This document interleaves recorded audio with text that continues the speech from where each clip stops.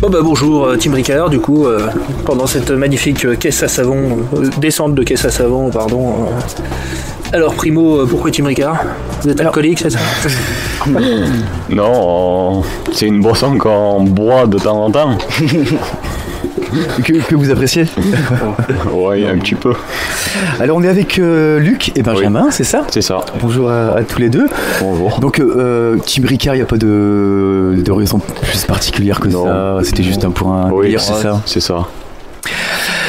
Comment vous avez connu cette fête de la caisse à savon qui allait se... On est d'à côté, on est de Chabestan.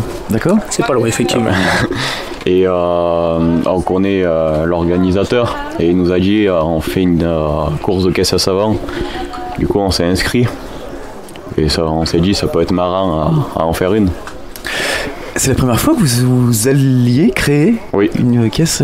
Oui. Donc ça a été difficile? C'est pas évident, hein? Non, c'est pas évident. Non, c'est pas évident. Ça vous a pris quoi? Combien de temps à peu près? On n'est pas... 15 jours à s'y mettre comme il faut. Oui. Après, on est parti d'un châssis de cartes. Ouais, et comme beaucoup, visiblement. Oui, mais nous, on l'a recoupé, on l'a rallongé avec des tubes. Et on a pris un essieu de quad avant, qu'on a mis à l'essieu arrière et on a récupéré le guidon pour mettre devant. Et après, on a modifié quelques pièces pour faire une jolie direction qui tourne bien. Et c'est tout un travail de créativité, de création aussi, c'est intéressant.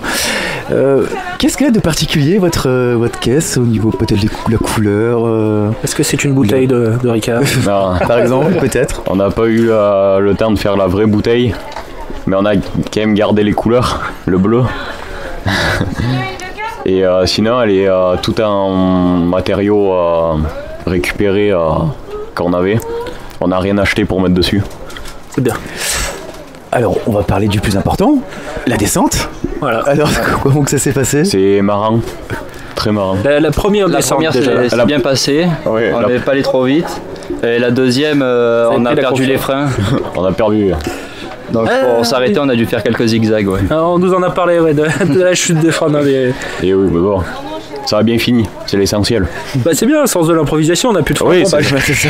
On se débrouille comme on peut. Ou alors on vise un mur, mais bon, non. Le freinage est un peu plus... Ouais. Vaut mieux essayer d'adapter. Parce que les objets durs en face, ça fait bizarre.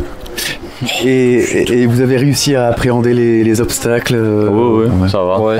C'était pas trop compliqué. Donc qu'est-ce qu'il y avait? On n'en a pas parlé en plus. Alors il y a une piscine, c'est sûr. Il y a une piscine, oui.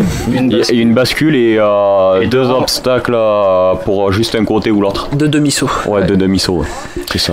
Donc c'est une belle journée. Comment vous la ressentez cette marrante, journée? bien. On a bien rigolé. Bien. Et ce frein qui casse, ça va, réparable facilement ou... Oui, réparé direct. Ouais. Oui, parce que vous avez ramené vos outils, tout ça. Bon, on a pris ceux du collègue. Ah bravo. Parce qu'il est plus proche il est garé plus proche que nous. Ouais, bonne excuse. C'est vrai, il est garé là. C'est facile que nous. Merci beaucoup. De rien. Luc et Benjamin.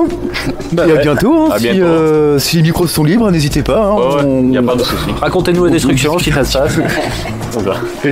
Merci beaucoup. Merci. Allez, bonne descente. Au revoir.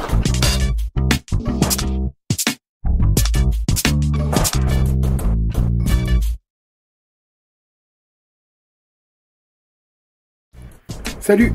Est-ce que tu aimes notre travail? Si c'est le cas, n'hésite pas à nous laisser des tips ou un don directement depuis le site www.ktbradio.org. On compte sur toi. Merci beaucoup et bonne écoute. KTB Radio, la radio du peuple.